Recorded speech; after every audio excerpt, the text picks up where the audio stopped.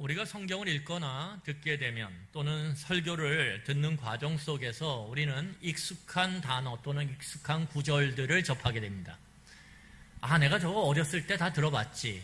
아, 내가 저거 설교 여러 번 들으면서 익숙하게 들었던 단어지, 구절이지. 이런 것들이 있습니다.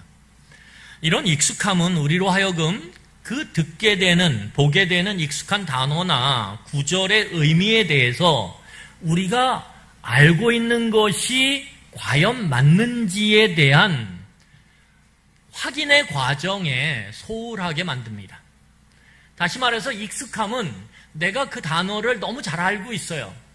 그 구절을 너무 많이 들었어요. 그런데 과연 그 단어와 구절에 대해서 내가 알고 있는 그 의미가 과연 옳은지 그른지, 맞는지 맞지 않는지에 대해 묻는 과정, 확인하는 과정들을 우리는 그냥 스킵하게 만들어요. 지나치게 만들어요. 여러분, 그래서 어떤 결과가 생기냐면 막상 우리가 많이 접해서 이미 그 의미를 알고 있다라고 생각하는 그 단어나 구절에 대해서 구체적으로 물으면 우리는 쉽게 그것의 의미를 대답하지 못하는 경우가 종종 있습니다. 그거 아는데, 그건데, 그런데 정확하게 대답을 못해요. 나 그거 많이 들었는데, 근데 못해요. 오늘 우리는 본문을 살펴볼 텐데, 이 살펴볼 본문에 나오는 단어나 구절도 이런 경우에 해당됩니다. 그래서 우리는 본문을 보면서 우리가 익히 알고 있다라고 하는, 그리고 그렇게 생각하는 단어나 구절에 대해서 과연 의미가 무엇인지를 바르게 확인하는 시간을 갖기를 소망합니다. 여러분, 하박국 선지자가 유다의 참혹한 현실을 보았습니다. 보는 게 중요하죠. 여러분, 우리는 눈 감고 살아갈 수도 있어요. 아니면 제한된 나만을 보면서 살아갈 수도 있습니다. 그런데 그리스도인들의 시각은 점점 확대돼야 돼요. 신앙의 성장이라고 하는 것은 다양한 모습으로 정의되는데, 설명되는데, 신앙이 성숙한다라는 것은 내가 바라보는 시야가 점점 넓어지는 거예요. 나만 바라보던, 마치 경주하는 말이 딱 그 목표만 바라보고 가는 것처럼, 그래서 그 눈을 가려버리죠. 딱 앞에만 볼 수 있도록, 옆에 못 보도록 딱 가려버리죠. 여러분, 우리의 삶이 만약에 내 목표, 내가 원하는 그 성취의 목적만을 위해서 달려가고 살아간다라면 우리의 신앙은 굉장히 어린 것입니다. 신앙이 성숙한다라는 것은 주변을 보기 시작하는 거예요. 주변을 보면서 360도 보이지 않는 사각지대도 보이기 시작하는 거예요. 그것을 보기 위해서 어떻게 합니까? 자동차에는 그 사각지대를 보기 위해서 뭘 장착을 해요? 거울을 장착해요. 백밀러, 사이드밀러. 그래서 보이지 않는 곳을 보죠. 왜? 문제는 거기서 일어나니까. 그래서 신앙이라는 건 내가 보지 못하는 곳에서 일어나는 거예요. 내가 염두에 두지 않는 곳에서 뻥 터지는 것입니다. 그래서 늘 그것을 말씀을 통해서 볼 수 있는 눈을 갖는 것, 그게 신앙이 성숙한다라는 거예요. 여러분, 하박국 선지자는 참혹한 유다의 현실을 봤어요. 그냥 남들이 관가하고 지나치는 것, 애써 그걸 외면하는 것을 굳이 가서 해부하고 그것을 다 쪼개서 이것이 뭔지를 봤어요. 여러분, 그걸 보지 않으면 어떻게 수술을 하겠어요? 그걸 보기 싫으면, 그걸 내팽개치고 가면 어떻게 그것을 고치겠어요? 사도 바울이 이 하박국 선지자가 봤죠. 그리고 그 참혹한 현실이 강포와 폭력이 난무하는 거라는 걸 확인했어요. 그리고 거기서부터 이 하박국 선지자의 기도는 시작됩니다. 하박국 선지자의 질문은 시작돼요. 하나님, 도대체 어떻게 하시렵니까? 침묵하는 하나님을 향해 끊임없이 기도합니다. 이게 하박국 선지자의 모습이에요.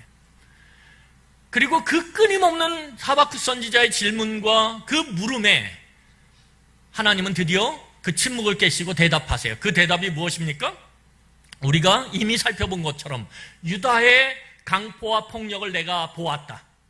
그리고 내가 그것을 심판하는데 그 심판의 도구로 더 큰 강포와 폭력을 갖고 있는 바벨론을 통해서 내가 유다의 강포와 폭력을 심판할 것이다라고 하는 하나님의 말씀이 그 질문을 끊임없이 던졌던, 기도를 끊임없이 했던 하박국 선지자에게 주어져요. 여러분, 하박국 선지자는 하나님의 대답이 주어지자 됐군요 이러지 않고 다시 하나님 앞에 나아가서 탄식하며 이제는 항의를 해요. 왜 그러냐면 하박국이 항의하는 이유는 우리가 지난주에 살펴봤던 것처럼 하나님의 심판의 수위가 자기가 생각했던 것과 다르기 때문에 그래요. 내가 알고 있는 하나님, 내가 경험한 하나님과 하나님의 대답이 그 사이에 엄청난 차이와 엄청난 부조화가 있는 걸 보았어요. 내가 아는 하나님은 이렇게 하면 안 되지. 내가 배운 하나님, 내가 경험하는 하나님은 이렇게 심판하시면 안 되지. 그래서 그 심판의 수위가 너무 강하다라는 것을 하박국 선지자는 어떻게 하면 하나님 앞에 격렬하게 항의해요. 여러분, 하박국 선지자는 그냥 항의하지 않아요. 어떻게 합니까? 면밀하게 자기가 지금까지 배우고 경험한 하나님 말씀을 갖고 조목조목 하나님 앞에 따집니다. 그리고 하나님 앞에 따져 물은 다음에 어떻게 하냐면 성루로 올라가서, 그리고 그 성루에서 가장 높은 망대가 서 있는 그 망대 위로 올라가서 하나님의 대답을 기다리고 기다려요. 기다리고 기다린다는 건 뭐죠? 간절함이죠. 간절하게 기다려요. 간절하게. 여러분, 오늘 본문 1절을 우리 다 같이 한번 같이 읽겠습니다. 얼마나 간절하게 기다리는지. 자, 같이 읽겠습니다. 시작. 내가 내 파수하는 곳에 서며 성루에 서리라. 그가 내게 무엇이라 말씀하실는지 기다리고 바라보며 나의 질문에 대해 어떻게 대답하실는지 보리라 하였더니. 여러분, 예전에 이렇게 우체국 또는 우체부가 이렇게 많지 않았던 시절에는 동네마다 일주일에 한 번, 일주일에 두 번 이렇게 편지를 전해줘요. 그러면 자식이 도회지로 나가가지고 이제 일을 하고 거기서 힘들게 살아가면서 고향에 계신 부모님께 편지를 써요. 그러면 그 편지가 언제 올 때를 기다리면서 어떻게 합니까? 부모님이 집 안에 기다리지를 못해요. 왜? 그 편지가 그 대답이 너무 듣고 싶어서. 그래서 어디까지 나갑니까? 동구밭까지 나가요. 그래서 동구밭에서 저 멀리 오는 우체부를 바라보는 거죠. 그 심정. 자식의 그 대답을, 부모의 그 대답을 기다리는 그 심정으로 오늘 하박국 선지자는 성의 그 담의 맨 위에 서 있는 망대 위에 씁니다. 그리고 기다려요. 여러분, 첫 번째 하나님의 대답은 내가 바벨론이라고 하는 더 큰 강포와 폭력으로 유다의 강포와 폭력을 심판해서 유다를 끝장내리라, 망하게 하리라. 이 대답은 하박국 선지자가 결코 원했던 대답이 아니에요. 원했던 대답이면 항의하겠습니까? 두 번째로. 원했던 대답이 아니에요. 하박국 선지자는 유다를 하나님의 백성이니까 잘못했으면 수리해서, 고쳐서, 수선해서 다시 쓰기를 원했어요. 근데 하나님은 뭐라고 얘기해요? 유다를 파괴시키고 멸망시키겠다라는 거예요. 그건 하박국 선지자가 한 번도 생각해보지 못했던, 한 번도 염두에 두지 못했던 하나님의 대답이에요. 여러분, 그러니까 이 하박국 선지자가 하나님의 첫 번째 대답을 듣고 공포와 두려움에 빠져요. 이건 그냥 있으면 안 될 거예요. 여러분, 우리는 이 본문을 그냥 읽어요. 그렇지 뭐. 그렇지. 유다가 멸망당하는 거야. 유다가 멸망. 그게 무슨 우리한테 크게 다가옵니까? 여러분, 이게 굉장히 위험한 건데 뭐냐면, 여러분, 고통의 수량화라는 개념이 있어요. 고통의 숫자화. 보통의 매체, 미디어를 통해서 나타나는 것은 어떤 사고가 났습니다. 사고를 통해서 200명이 사상당했습니다. 이렇게 되면 우리는 그게 와닿지가 않아요. 200명이 죽었는데 그게 와닿지가 않아요. 왜? 200이라는 숫자는 우리의 삶에 되게 작은 숫자거든요. 이게 고통을 숫자화하거나 고통을 수량화하면 우리한테 그것이 그대로 와닿지가 않아요. 그래서 이 유다의 멸망, 유다의 파괴가 우리한테 그렇게 막 가슴 미어지게 공포와 두려움으로 찾아오지 않아요. 그런데 여러분, 그 200명의 사상자 중에 어떤 한 사람의 이야기의 스토리를 쫙 풀어서 이야기하면 우리는 그 이야기를 듣고 눈물을 흘리고 오열을 해요. 그런데 그 사연이 200명의 사연이 있다고 생각했어요. 그건 감당 못할 슬픔이라. 하박국에게 유다는 내 자식이고 내 부모고 내 가족이에요. 그 한 사람 한 사람이 죽어가고 고통 가운데 처절하게 파괴돼 간다라는 것은 상상할 수도 없는 공포고 두려움이에요. 여러분, 그 속에서 하박국은 가만히 있을 수가 없어요. 그래서 어떻게 합니까? 하나님 앞에 강렬하게, 격렬하게 항의하는 거예요. 그리고 그 항의하는 모습 속에 우리가 주목해야 될 굉장히 중요한 점이 숨어 있습니다. 그것은 무엇이냐 하면 하박국의 믿음이에요. 믿음. 여러분, 하박국은 납득되지 않는 상황을 그냥 넘어가지 않아요. 도저히 받아들일 수 없는 하나님의 대답에 대해서 하박국은 맹렬하게 저항해요. 우리는 이 하박국의 저항하는 모습을 보면서 야, 하나님한테 너무 경망하다, 하나님을 너무 우습게 생각한다 이렇게 얘기할 수 있지만 아니에요. 그렇지 않아요. 정말 믿음을 가진 자들은 내가 납득되지 않고 받아들일 수 없는 상황에 대해서 하나님 앞에 항의하고 저항합니다. 어째서 그러시냐고. 그리고 그 항의 끝에 어디로 올라가요? 하나님의 대답을 기다리기 위해서 제일 높은 꼭대기로 올라가는 거예요. 간절히 구하는 거예요. 간절히 기다리는 거예요. 이게 믿음의 모습이라는 거예요. 여러분, 이 일련의 하박국의 질문과 하나님의 대답, 그리고 그 대답에 대해서 항의하고 다시 망루의 그 성루의 망대에 올라가서 하나님의 대답을 기다리는 모든 일련의 과정 속에서 우리는 하박국의 중심에 있는 하나님에 대한 믿음을 봐요. 왜요? 하박국은 하나님을 진실하게 믿었어요. 여러분, 중요한 게 뭐냐면 믿는 게 중요한 것보다 더 중요한 게 뭐예요? 진실하게 믿는 거예요. 진실하게 믿는다라는 것은 무엇이냐면 이 문제에 대한 답이 하나님에게만 있다라는 걸 믿는 거예요. 그리고 하나님의 대답에 모든 소망을 거는 거예요. 그게 믿는 거예요. 아, 내 인생에 답을 갖고 계신 분은 하나님이시다. 이걸 믿는 거예요. 여러분, 진실한 믿음과 진실하지 않은 믿음은 어떻게 될까요? 점점 좁은 길을 갈 때 탈로가 나요. 여러분, 원래 믿음의 길은 좁은 길이라고 예수 그리스도께서 말씀하셨어요. 그 좁은 길을 가면 갈수록, 그 길이 좁아지면 좁아질수록 믿음이 검증되어져요. 어떻게 해요? 내가 정말 하나님만이 내 인생의 답이라고 생각하는지 아닌지가 그 좁은 길이 좁아지는 과정 속에서 이제 드러나는 거죠. 왜? 하나님만이 답이라고 믿는 사람은 그 좁은 길을 가요. 하나님이 제시하신 그 길을 끝까지 가요. 그런데 진실치 못한 믿음은 드러나죠. 이렇게 가다가 내가 망하는 거 아니야? 하나님이 가라고 한 이 길이 맞는 거야? 도대체 아닌 것 같은데 내가 아무리 봐도 내가 여기다 소망을 걸어야 돼. 그러면서 끝에는 결국은 배신해요. 돌아서요. 이게 제자들의 모습이었어요.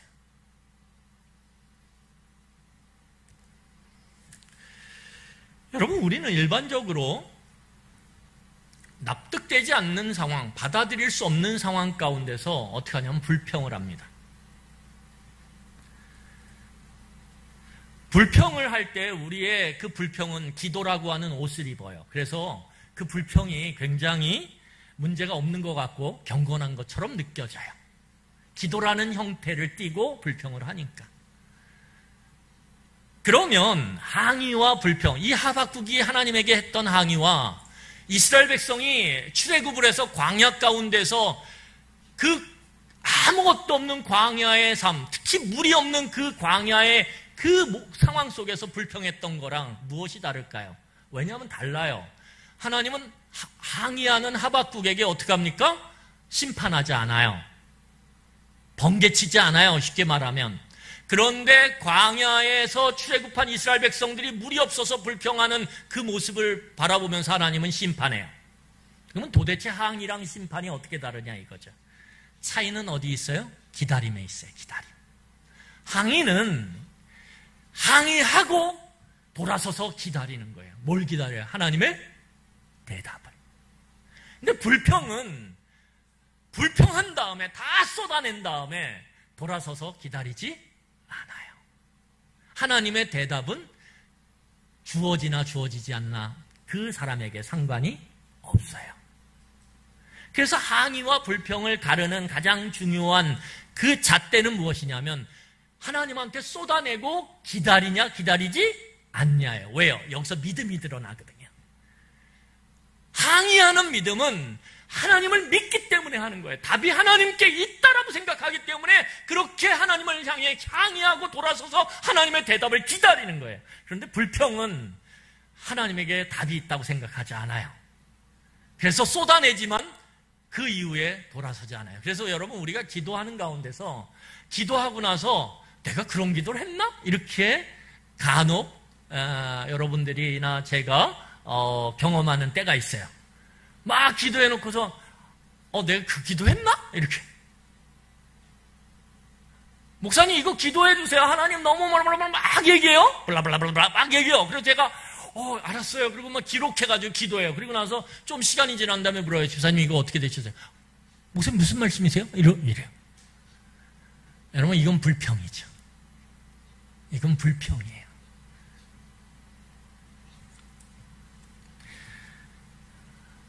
여러분, 신앙은 불평이 아닌 항의를 할 때 성장하는 거예요. 왜냐하면 그것이 인격적 교제이기 때문에. 여러분, 남편한테 막 불평을 해요. 막 쏟아내요. 마음에 있는 불만들을 막 쏟아내요. 그리고 그걸로 끝나요. 그러면 그 관계는 인격적인 관계가 아니에요. 왜요? 남편이 바뀌는 것을, 자기의 불만의 그 내용이 남편에게 어떻게 들려져서 그 남편이 어떻게 변화되는지를 기다리지 않는다라면 그것은 인격적 교제가 아니고 그 관계는 성숙할 수가 없어요. 그런데 남편에게 항의하고 그리고 남편이 어떻게 변화되는지를 기다리며 기다리는 그 기다림 가운데 둘 사이의 관계는 성숙해가는 거예요. 여러분, 오늘 하나님께 항의하고 기다리던 하박국 선지자에게 두 번째 하나님의 대답이 전해졌습니다. 자, 2절이에요. 우리가 한번 두 번째 하나님의 대답이 뭔지를 한번 살펴보도록 하겠습니다. 같이 읽겠습니다. 시작.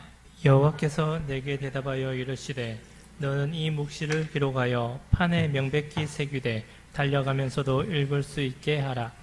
하나님의 대답은 뭐냐 하면 하나님의 말씀을 기록하라는 거예요. 우선적으로 주어진 게 기록하라는 거예요. 여러분, 기록은 무엇과 연관됩니까? 보존과 연관이 되어 있어요. 우리의 이 두뇌는 제한이 돼요. 기억의 회로가 한정적이에요. 그리고 그 용량이 한정적이기 때문에 어떻게 됩니까? 기억하는 데 한계가 있어요. 보존하는데. 그래서 그 보존을 위해서 가장 좋은 방법은 뭐냐면 기록하는 거예요. 메모하는 것. 그러니까 하나님이 기록하라는 건 보존하라는 뜻이에요.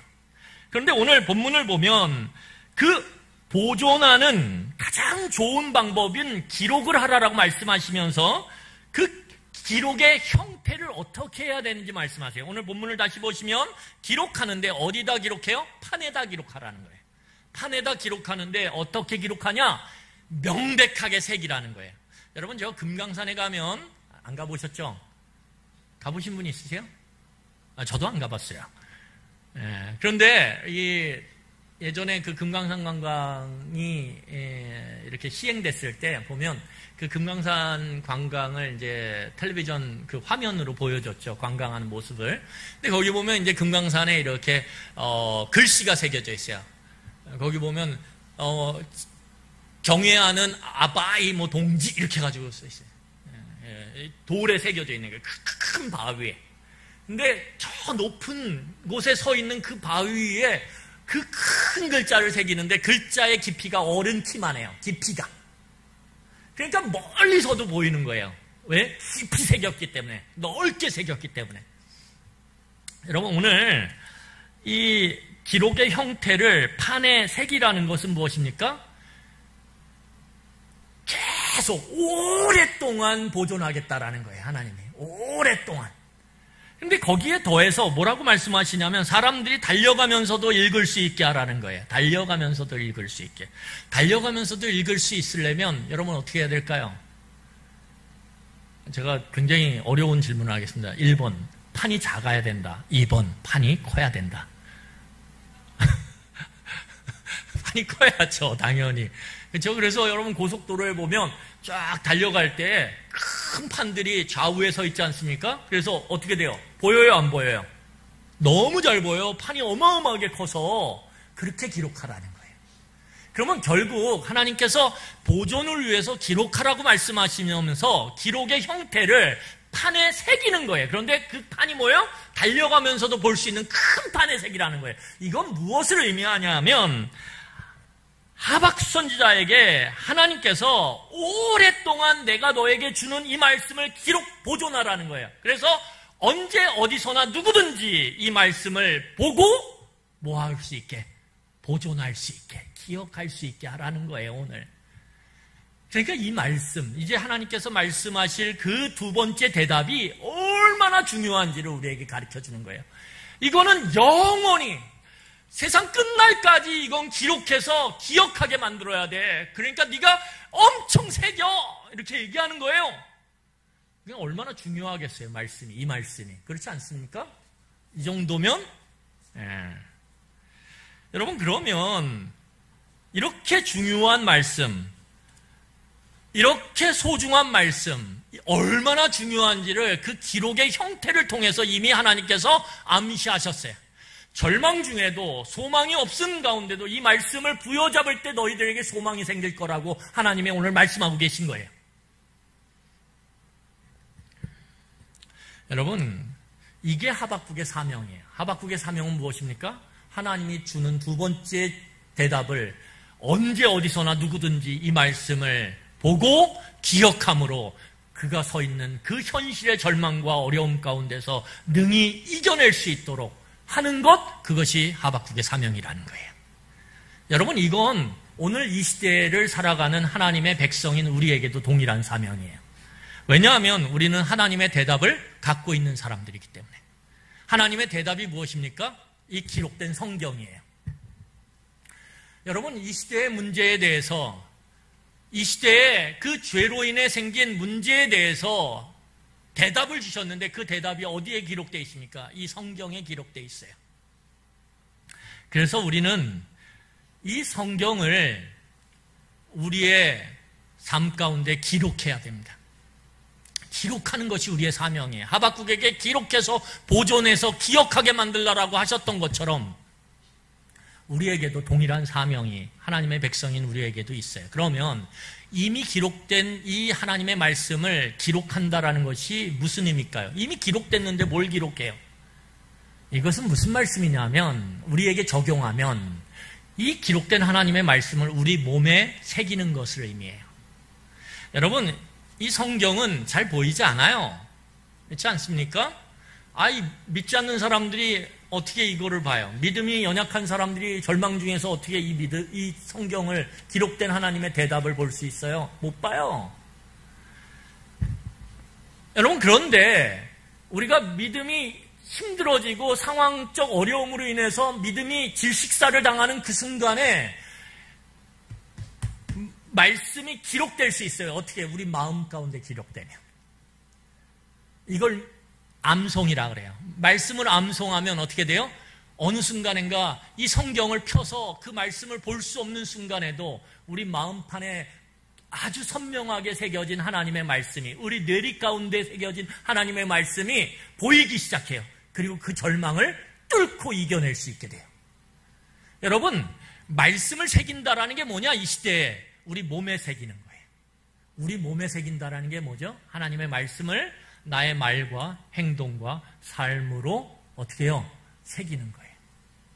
그래서 누군가가 내 말과 행동과 삶의 모습을 보며 하나님의 말씀을 보게 만드는 거예요. 특별히 삶에 영향력이 있는 사람들, 여러분들이 아이들을 가르치고 있어요? 여러분들이 여러 사람들을 직장에서 만나요? 여러분, 그 사람들에게는 이 하박국의 사명이 있다는 사실을 기억하셔야 돼요. 하나님의 말씀을 내 말과 행동과 삶에 새겨서 사람들이 스쳐 지나가면서도 내 모습을 통해 하나님의 말씀을 봄으로 그들에게 소망을 줄 수 있고 그들에게 죄의 깨달음을 줄 수 있고 그렇게 해서 돌이킬 수 있는 그것이 오늘 내 몸에 새기는 것이라는 의미예요. 그게 우리의 사명이라는 거예요. 오늘 말씀을 받은 자들의 사명. 여러분, 이어서 하나님은 이 말씀의 시간에 대해서 말씀하십니다. 말씀의 시간, 하나님의 대답에 시간이 있어요. 자, 3절 말씀 우리 한번 살펴보도록 하겠습니다. 3절 같이 읽겠습니다. 시작. 이 묵시는 정한 때가 있나니 그 종말이 속히 이르겠고 결코 거짓되지 아니하리라. 비록 더딜지라도 기다리라. 지체되지 않고 반드시 응하리라. 여러분, 오늘 하나님께서는 하나님의 대답, 곧 말씀에 정해진 시간이 있다라고 말해요. 이것은 하나님의 말씀에 유통기한이 있다라는 거예요. 언제서부터 언제까지. 이제 말씀이 응답되어지는 하나님의 심판이 시작되는 시작이 있고요. 그 심판이 끝나는 그 끝 지점이 있다라는 거예요. 그래서 하나님의 말씀은 한 지점이 아니라 유통기한이에요. 유통기한. 그래서 하나님의 말씀은 정해진 시간 안에서 반드시 이루어진다라고 오늘 말씀하십니다. 그러면 우리는 여기서 이 질문, 3절이 되게 어려워요.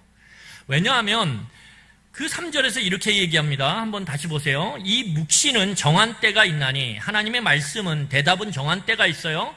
그 종말이, 그 끝이 속히 이른다라고 얘기해요.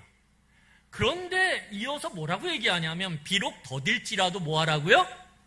기다리라고 얘기해요. 아니, 그 끝이 빨리 도적처럼 임하는데 뒤에 가서는 더딜지라도 늦어질지라도 기다리라고 얘기해요. 그러면 이게 도대체 무슨 의미일까요? 이럴 때 우리는 하나님의 말씀은 유통기한이 있구나 라고 생각하셔야 돼요. 1차적으로 속히 임하는 건 유대의 멸망이에요. 유다의 멸망. 하나님이 유다를 향한 심판이 너무 빠르고 급속하게 주어질 거라는 거예요. 그런데 하나님의 심판은 유다만을 향하지 않아요. 하나님의 심판은 하나님의 뜻에서 어긋나는 모든 대상을 향해 있어요. 그렇기 때문에 이 심판은 오늘 유다의 강포함과 폭력에 준하는 더 큰 폭력과 강포를 행하는 이 당시의 바벨론에게도 하나님의 심판은 동일하게 임한다라는 거예요. 그런데 그 심판은 어때요? 눈에 보기에 우리들이 당한 심판보다는 더딜 수 있어요. 지체될 수 있는 것처럼 보여요. 하지만 오늘 본문을 보면 반드시 하나님의 말씀은 임한다라는 거예요. 그래서 여러분, 하나님의 말씀은 시작됐어요? 그러면 그 시작이 끝이 나는 그 유통기한 안에 있다라는 거예요. 오늘 그 말씀을 오늘 하고 계신 것입니다. 근데 여기서 우리가 봐야 될 건 무엇입니까? 강포와 폭력을 행사하며 그 강포와 폭력이 나의 신이 되는 사람들, 그걸 오늘 본문 4절을 보면 악인이라고 얘기해요. 그 악인들에 대한 하나님의 심판은 그 유통기한 안에 있다라는 거예요. 그렇기 때문에 우리는 이렇게 이야기할 수 있어요. 하나님 어떻게 저렇게 나쁜 사람을 그냥 내버려 둘 수 있어요? 걱정하지 마세요. 하나님이 하나님의 그 말씀이 반드시 임하여서 응답되는 그 유통기한 안에 하나님은 하나님을 외면한 채 강포와 폭력을 행사하는 대상이 누구든지 상관없이 하나님은 심판하신다라는 거예요. 이게 하박국의 믿음이고 오늘 우리의 믿음이에요.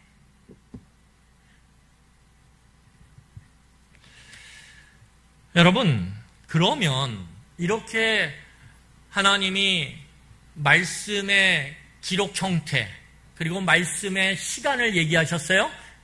그러면 도대체 하나님이 말씀하고자 하는 두 번째 대답의 핵심 내용은 뭘까요? 그게 바로 4절이에요. 그리고 이 4절은 우리가 너무 많이 들어서 안다라고 착각할 수 있는 그러한 구절이에요. 그리고 단어예요. 우리 한번 이 하나님의 두 번째 대답을 한번 같이 살펴보면서 그것이 도대체 무슨 의미인지를 우리가 분명히 알아가길 원합니다. 우리 4절을 같이 읽겠습니다. 이 하나님의 대답의 핵심 내용입니다. 자, 4절 읽겠습니다. 시작. 보라, 그의 마음은 교만하며 그 속에서 정직하지 못하나 의인은 그의 믿음으로 말미암아 살리라. 그러면 하나님이 기록을 해서 너네들이 이것만은 꼭 기억해야 된다고, 이걸 놓치면 안 된다라고 그 얘기하신 그 말씀, 그리고 이 말씀은 반드시 유다에도 이루어지지만 강포와 폭력을 행사하며 회개하지 않는 바벨론에도 반드시 이루어지고 그 이후의 역사 가운데 강포와 폭력을 행사하는 대상이 누구든지 상관없이 이 하나님의 말씀은 응할 것이라고 하는 이 말씀, 그 말씀이 4절 그 핵심인데 과연 무엇이냐 이거죠. 자, 오늘 본문을 잘 보세요. 오늘 4절만 기억하셔도 돼요. 4절은 우리가 아주 흔히 들었던 말씀이에요. 종교개혁자들, 특별히 루터가 외쳤던 오직 의인은 믿음으로 살리라라고 하는 이신칭의의 핵심 구절이에요. 이신칭의 믿음으로 의롭게 된다라고 하는, 구원받는다라고 하는, 산다라고 하는 아주 핵심적 말씀이에요. 그리고 이것은 루터가 사용하기 전에 이미 로마서 1장 17절에 사도 바울이 오직 의인은 믿음으로 산다라는 것을 이 하박국의 말씀을 가져다가 써요. 그래서 로마서 1장 17절 가장 중요한 핵심에 딱 박혀 있어요. 보석처럼. 그래서 우리는 이 말씀을 수도 없이 들었어요. 그러면 도대체 이 말씀이 뭐냐 이거죠. 오늘 잘 말씀을 보면 오늘 본문 4절의 말씀은 두 대상을 비교하고 있습니다. 두 대상은 잘 보면 보완적이에요. 보완적이라는 게 뭐냐 하면 여러분 글이 쭉 쓰는데 앞에서 썼던 말을 뒤에서도 똑같이 쓰면 재미가 없어요. 문학적 수준이 낮아요. 근데 성경은 굉장히 문학적 수준이 높아요. 그래서 같은 말을 반복하지 않아요. 그 대신 그 앞쪽과 뒤쪽의 말을 잘 비교하면 서로 섞여질 수 있어요. 이게 무슨 말이냐면 자, 앞절을 보면 제가 4절 다시 읽겠습니다. 잘 보세요. 보라, 그의 마음은 교만하며 그 속에서 정직하지 못하나. 그래서 이걸 만약에 영어로 쓰면 뭐죠? 가운데 but이 들어가는 거죠. but, 그러나 이거죠. 그러나 또는 and, 그리고는 등가예요. 등가. 등가라는 게 뭐죠? 앞과 뒤가 같은 무게라는 거예요. 이해가 되세요? 자, 그러면 앞에는 도대체 그가 누군지를 말하지 않아요. 여기서 쉽게 우리는 바벨론! 그래 버리면 안 돼요. 물론 정황상은 바벨론이에요. 하지만 이 말씀은 어떻게 된다고요? 지금만 적용되는 게 아니라는 거예요. 사도 바울이 적용했잖아요. 나중에 종교개혁 16세기에 적용했잖아요. 오늘도 이 말씀은 적용되어져요. 그러면 그가 누군가 봤더니 그 글을 등가에서 보면 뒷부분에서는 이야기해줘요. 자, 뒷부분이 뭐예요? 의인은 뭘로 산다고요? 그의 믿음으로 말미암아 살리라. 뒤에는 말해줘요. 의인. 그러면 앞에는 반대되는 거니까, 그러나니까 뭐라고 쓸 수 있어요? 악인, 이렇게 쓸 수 있는 거죠. 그래서 여기서는 두 대상을 비교해요. 악인과 의인. 자, 그러면 악인의 특징은 뭐냐면 그 마음이 교만해요. 여러분, 마음이 교만하다라는 건 뭐냐면 교만한 게 뭡니까? 내가 제일 높은 거예요. 간단히 말하면. 다시 말해서 교만한 사람은 하나님의 존재가 없습니다. 이걸 다른 말로 말하면 하나님을 믿지 않아요. 하나님을 믿지 않는 건 하나님을 그 삶 가운데 인정하지 않아요. 다시 말해서 그는 하나님이 없이 살아가요. 없이. 종교적 형태는 띌 수 있어요. 주일날 교회 나올 수 있어요. 헌금할 수 있어요. 성경 볼 수 있어요. 기도할 수 있어요. 그건 종교적 껍데기일 뿐이에요. 그의 마음에 하나님이 있냐 없냐가 중요한 거예요. 그런데 악인은 하나님이 그 마음에 없어요. 그는 하나님 없이 일상의 삶을 살아가요. 일상의 삶. 가정에서의 삶, 직장에서의 삶, 일상의 삶을 살아가요. 그러면 하나님 없이 살아가는 사람들은 어떠냐? 어때요? 교만한데 어떻게 교만함이 나타나요? 삶의 기준이 하나님과 하나님의 말씀이 아니라 자기예요. 자기. 삶의 모든 판단의 기준은 자기, 그리고 그 자기의 이익이에요. 그게 내 편의가 됐던, 내 안위가 됐던, 내 평안함이 됐던, 내 이익이 됐던, 그게 뭐가 됐든, 내 안전이 됐든 상관없어요. 내 이익, 그것이 모든 선택의 기준이 되어져요. 하나님의 말씀, 그런 건 기준에 없어요. 하나님 존재, 그건 내 삶의 어떠한 선택의 상황 속에서 기준이 될 수 없어요. 그게 교만한 사람의 특징이에요. 그렇기 때문에 교만한 사람은 내 기준에 따라서 옳은 걸 그르다고 말하기도 해요.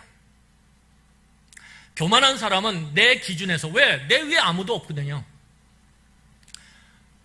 천상천하 유아독존이에요. 아무도 없어요. 내 위에 거칠 게 없어요. 내 삶이 가장 중요하고 내 이익이 가장 중요해요. 그러면 뭐예요? 어떤 선택을 할 때 내 이익에 손해가 되면 옳은 것도 그르다고 말해요. 내 이익에 손해가 되면 달려있으면 그른 것도 옳으다 그래요. 이게 교만한 사람의 특징이에요. 그래서 오늘 성경을 보면 다시 보세요. 4절 뭐라고 얘기해요? 그의 마음은 교만하기 때문에 그는 정직해요, 안 정직해요? 정직하지 않아요. 여러분, 겉으로 드러나는 정직함이 중요하지 않을 수 있어요. 왜? 우리는 때로 거짓말을 하니까. 사회학자들이 이런 말을 해요. 일반적으로 사람들이 하루에 거짓말하는, 일명 하얀 거짓말이라는 게 있어요. 어떤 친구가 예쁘게 화장을 하고 나오고 옷을 입고 나왔어요. 새 옷을 입고 나왔어요. 그럼 친구가 묻죠. 나 예뻐? 그러면 아무리 안 예뻐도 예뻐 이래야 돼요. 이게 하얀 거짓말이에요.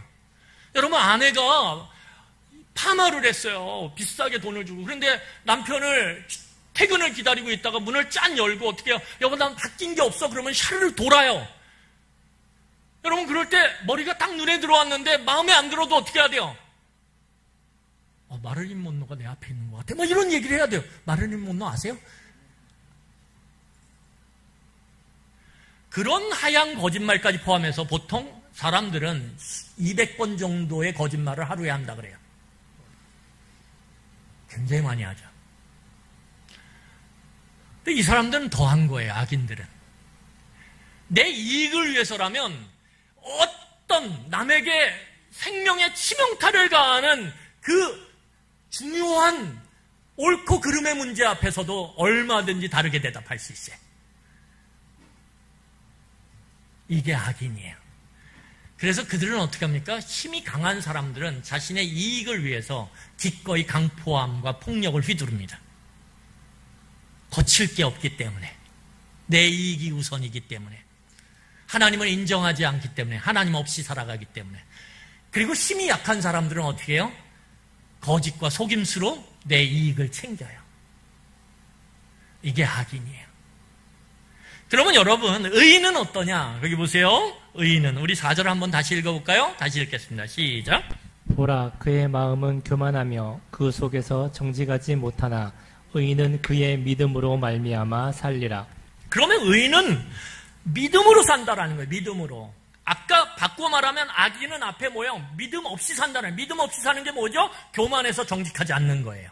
그러면 믿음이 있는 사람은 어떻게 해요? 교만하지 않아요. 반대가 뭐예요? 겸손해요. 왜 겸손할 수밖에 없을까요? 제가 등가기 때문에 서로 보완한다 그랬죠? 왜 겸손할까요? 하나님을 인정하니까. 유아독존이 될 수 없어요. 천상천하 유아독존이 될 수 없어요. 내 위에 누가 계세요? 내 모든 삶을 붙잡고 계신 하나님이 계세요. 그 하나님을 인정해요. 그 하나님을 믿어요. 그 하나님을 신뢰해요. 그 하나님 이씨 살아가요. 그 하나님을 의식하며 살아요.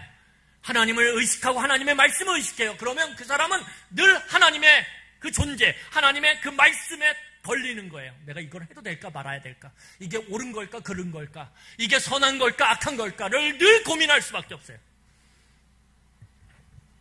그 고민 가운데 그는 자기 이익을 기준으로 놓고 판단하지 않습니다. 아무리 손해를 봐도 자신의 이익의 크고 작음과 상관없이 하나님의 말씀을 기준으로 선택하려고 몸부림쳐요. 한계가 있죠. 이 죄악된 세상 안에 살아가면서 온전히 순전할 수는 없죠. 그래서 힘들고 어렵지만 몸부림은 쳐요. 몸부림은. 하나님의 말씀대로 선택하며 그 기준으로 내 삶을 그렇게 세워가려고. 그래서 여러분, 악인과는 다르게 악인은 자기 이익을 위해서 선택하기 때문에 선택의 일관성이 없어요. 그래서 삶이 점점 어떻게 되냐면 복잡해져요.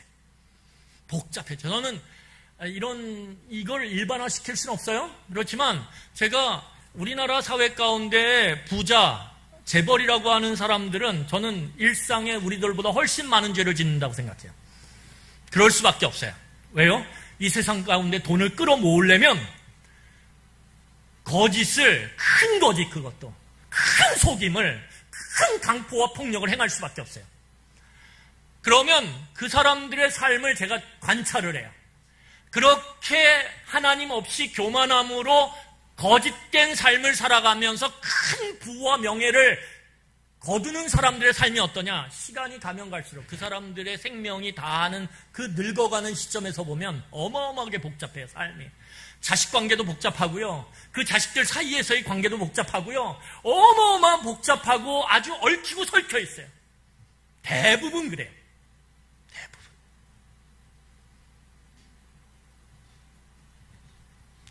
복잡하고 뒤틀려 있어요. 그런데 하나님을 기준으로 해서, 하나님의 말씀을 기준으로 해서 살아가는 사람들의 삶을 보면 시간이 가면 갈수록, 그래서 그 사람의 그 연수가 이제 죽음을 앞두고 있는 믿음의 사람들, 의인을 보면 어때요? 정말 단순해요. 그리고 명료해요.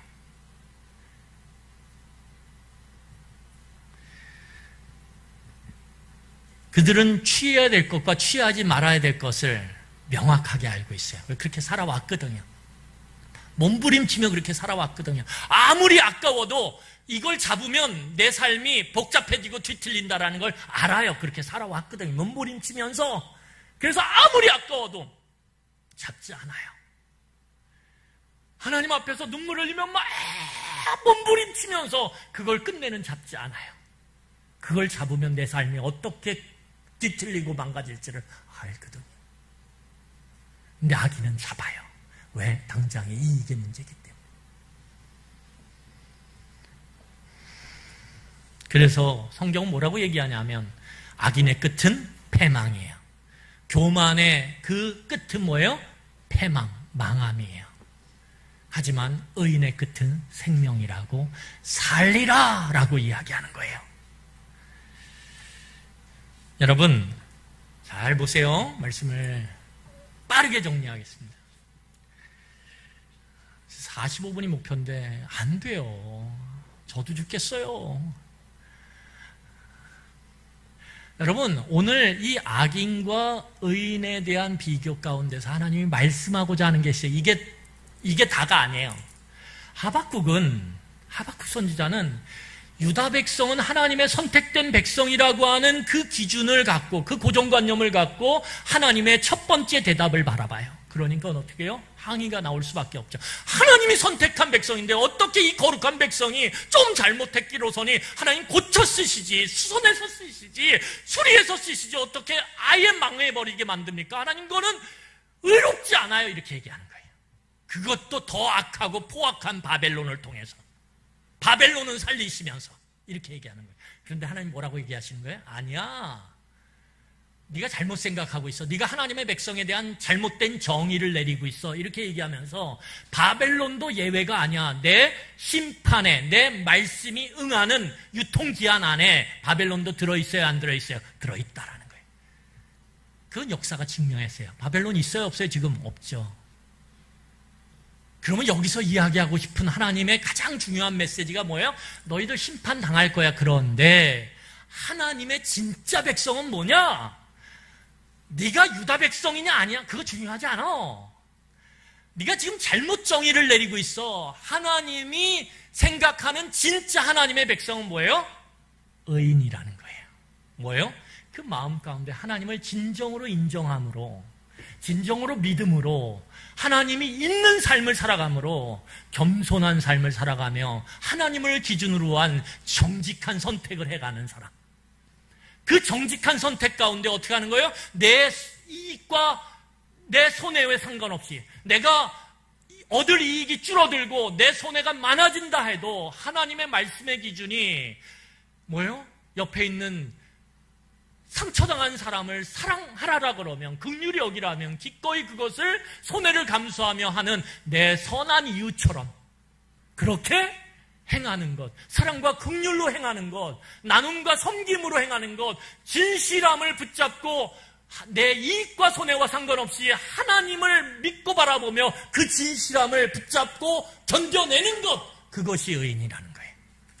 그리고 그 의인이 뭐라는 거예요? 내 진짜 백성이라는 거예요.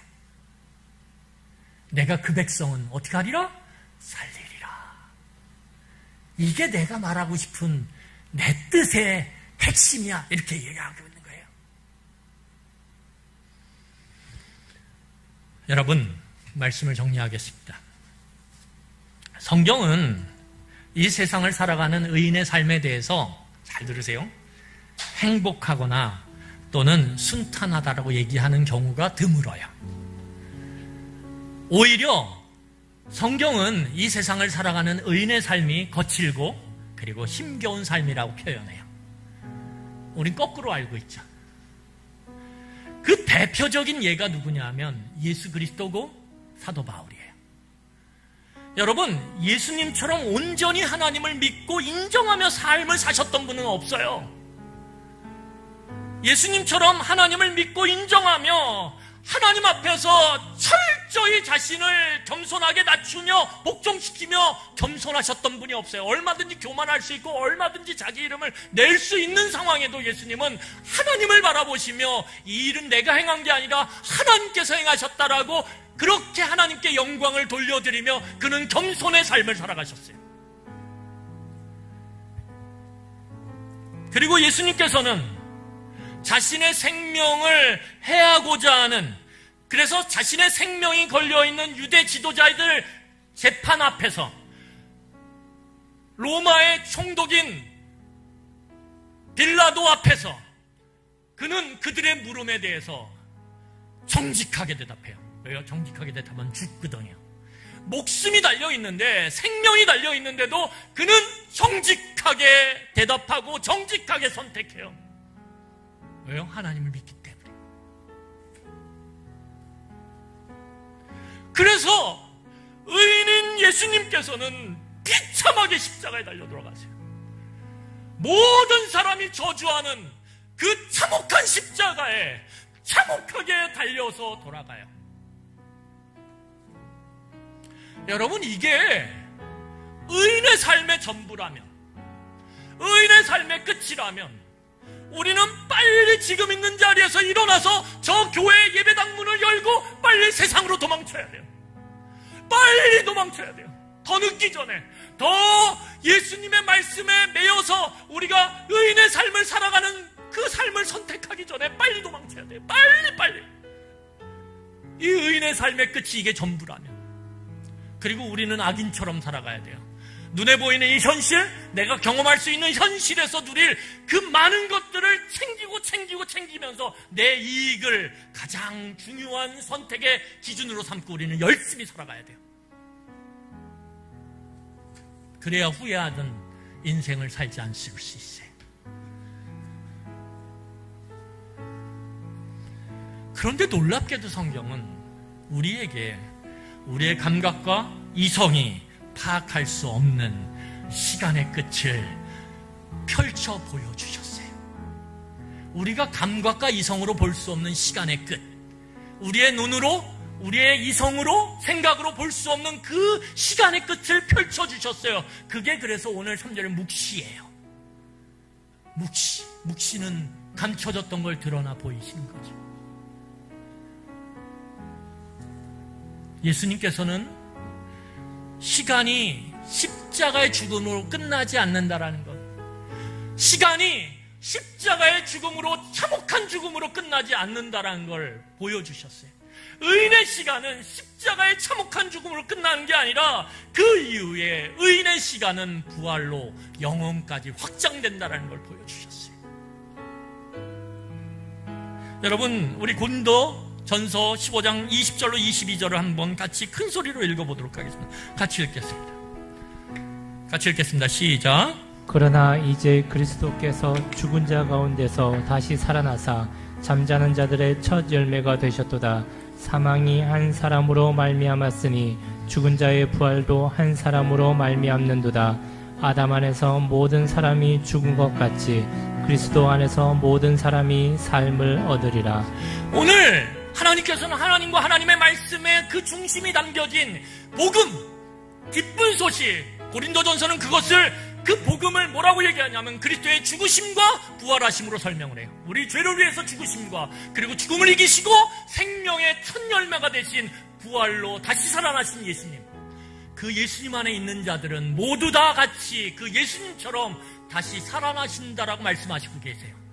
하나님께서는 예수님을 통해서 감각하고 생각할 수 있는 시간의 그 끝을 영원으로 확장시켜 버리셨어요. 그리고 어떻게 합니까? 우리가 그 속에서 오늘 힘을 다해 몸부림치며 살아가되, 현실의 삶 가운데서 열심히 하나님의 말씀을 붙잡고 살아가되, 우리의 눈이, 우리의 시간의 끝이 확장되었다라는 사실을 믿음으로 바라보며 살아가길 원하신다라는 거예요. 그래서 오늘의 말씀은 이렇게 응하는 거예요. 하나님을 인정하고 믿고 사는 그 겸손하고 정직한 의인은 육신의 끝 가운데, 고통 가운데 그 삶이 끝날지라도 그 삶은 그걸로 끝이 아니라 영원으로 확장되니라. 우린 그것을 믿는 사람들이고 그것을 바라보며 오늘을 살아가는 사람들이라는 거예요. 그래서 사도 바울은 15장 19절에서 이렇게 얘기합니다. 우리 이걸 읽고 끝내겠습니다. 같이 읽겠습니다. 시작. 만일 그리스도 안에서 우리가 바라는 것이 다만 이 세상의 삶뿐이면 모든 사람 가운데 우리가 더욱 불쌍한 자라. 우리는 이 세상만 바라보지 않아요. 예수 그리스도가 부활을 통해 시간의 끝이 영원과 맞닿아 있다라고 우리에게 드러내 보이셨거든요. 우리는 그 안에 있는 자고, 그러기 때문에 오늘 우리는 이 땅에서 고통을 당한다 할지라도, 때로는 그것이 죽음으로, 고통으로, 손해로 다가온다 할지라도 우리는 그 영혼의 끝에서 하나님을 영원히 만나 함께 하나님의 나라 가운데 살 것입니다. 그것이 우리의 믿음이에요. 같이 기도하겠습니다. 여러분, 이 시간에 말씀을 기억하며 여러분 기도하셨으면 좋겠습니다. 말씀을 기억하시며 한번 여러분, 하나님께서, 성령 하나님을 통해서 우리의 마음 가운데 말씀을 통해 뭐라고 말씀하시는지 우리 깊이 한번 생각해 보며 기도하겠습니다. 기도하시겠습니다.